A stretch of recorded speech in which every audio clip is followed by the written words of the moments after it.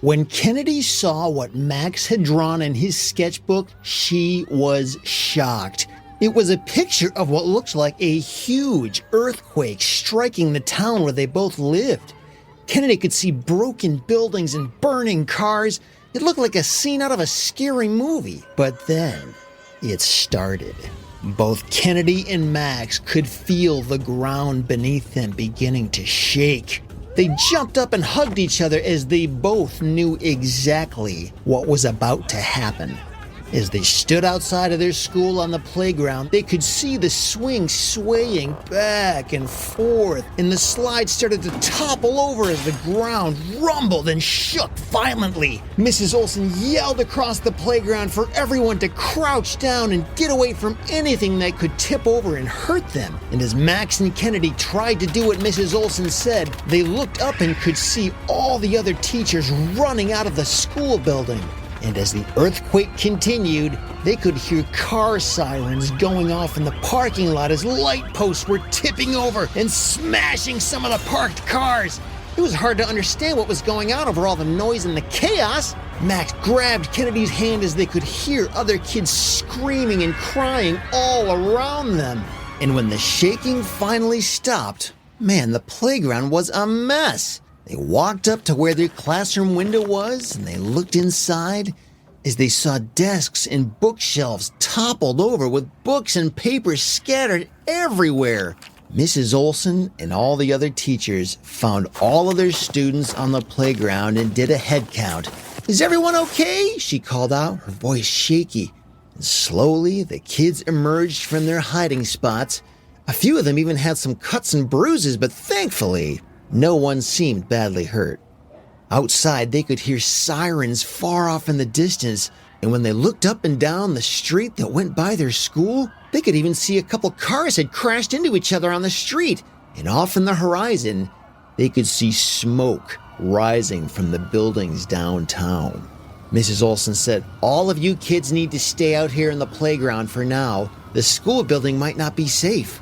She led the class out to the front of the building as parents were already arriving to pick up their kids with panicked looks on their faces. Max and Kennedy sat there together on the bench, still in shock. "You knew," Kennedy whispered, "and you tried to warn me." Max nodded sadly. "I'm sorry I couldn't stop it." As they watched the chaos around them with fire trucks racing by and people wandering the streets looking dazed, Kennedy squeezed Max's hand. "What happens now?" she asked. "And by the way, if everything you sketch comes true, why not just sketch wonderful things instead of terrible ones?" Max said, "Well, it's because I just sketch what I see in my head. Sometimes I see good things and sometimes I see terrible things." "Well, where do those thoughts and ideas come from? Don't you control your own brain?" asked Kennedy. "Sometimes I wonder about that, honestly," said Max. "I just see these things in my head and it's like my mind has a mind of its own. Don't you ever have it where you're worried about something or you have these bad thoughts in your head and you just can't seem to get rid of them?" asked Max. "Yeah, I get that all the time, but the things I think and worry about almost never come true," said Kennedy. "Hey, since your thoughts always come true, have you ever thought about trying to control your thoughts? I mean, they are your thoughts, right? If you find yourself thinking about things that are terrible or awful, maybe you could just, hit the reset button and clear everything out and start over, just like you would with a video game, you know?" And as Max thought about it, it seemed to make sense. And he said, "Yeah, that does sound a lot better, but how do I do that? It seems like it should be easy, but sometimes it's really hard to control the things I think about."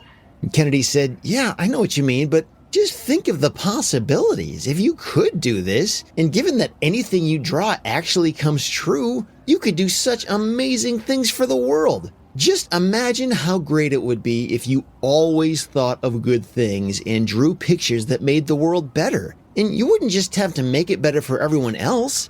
You could make it better for you, too. Isn't there something you've always wanted to do or have or experience? Just think about those thoughts and draw pictures of those things." And that was when Max realized the hidden superpower he had had all along. All he had to do was take control of his thoughts. and then everything would be different. And so every day, Max made a decision to start thinking about and drawing pictures of amazing, incredible, wonderful things. One day, he drew a huge new playground at school, and sure enough, that very day, a construction crew showed up and they started building the new playground, just like the picture he had drawn.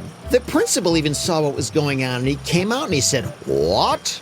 I didn't authorize this." But the workers just said, "I don't know what to tell you, sir. We got the message that we needed to deliver the new playground equipment today, so here we are."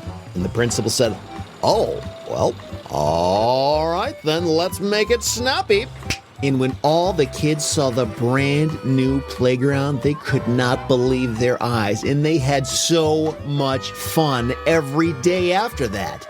The next day, Max drew a picture of a gigantic trampoline park that replaced all the streets in town. So now everyone could just bounce their way to school or to the store. And when the town mayor saw this, he came outside in a fury and yelled, "What in tarnation is going on here? Did the county road commission approve this? How on earth are we supposed to drive our cars on trampolines?" But as he was pacing around and screaming, he tripped and fell onto one of the trampolines and said, "Whoa!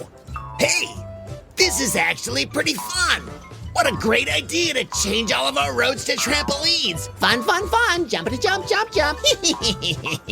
And then the next day, Max drew a picture of a secret underground network of tunnels that connected all of the kids' houses in the neighborhood for after-school adventures. And sure enough, later that night, Max, Kennedy, and every other kid in town discovered these hidden doors in their bedroom closets. And when they opened these doors, they led down to this huge secret network of underground tunnels. It was the coolest thing ever. And believe me, I could go on and on about all the amazing things that happened and came to life, all because of the drawings that Max drew. But that would make for a much, much longer story. And the truth is, it was not easy for Max to learn how to control his thoughts, especially when he was having hard days and thinking sad thoughts. Sometimes it took everything he had to stop the bad thoughts in his head and hit the reset button and change what he was thinking about. But when he did, everyone was better off. And from that day forward, once Max knew how powerful his thoughts in his sketchbook were, he became a master at using his power to think of good things and then draw them. And he did this for all kinds of people and situations. Some were big and some were small. Whenever he saw someone was hurting on the playground, now he could just draw pictures of them feeling better and being happy, and then suddenly they would feel better. And when he saw a kid at his lunch table who forgot their lunch at home, he would draw a picture of them eating the most amazing meal from the best restaurant. And then that food would just show up and they'd be eating better than anyone else at school. And as he got older, he realized this power was much bigger than he imagined. When he saw news of wars and disasters on TV, he could just imagine those people and places the way he thought they should be, and then after he sketched it, that became their new reality. Everything he drew came true. And the funny thing was, almost none of these people ever knew it was Max's drawings that was making it all so. That is, no one except for Kennedy. Everyone else figured they just had some kind of good luck, or maybe things just happened to work out well for them that day. But little did they know, it was Max watching out for them. And even though Max had this amazing superpower by learning to control the things he thought about, the real unsung hero was Kennedy, because without her, Max never would have realized what he was capable of. He was able to turn what he thought was a curse into an amazing gift that benefited all of humanity. And he continued using this gift for the rest of his life.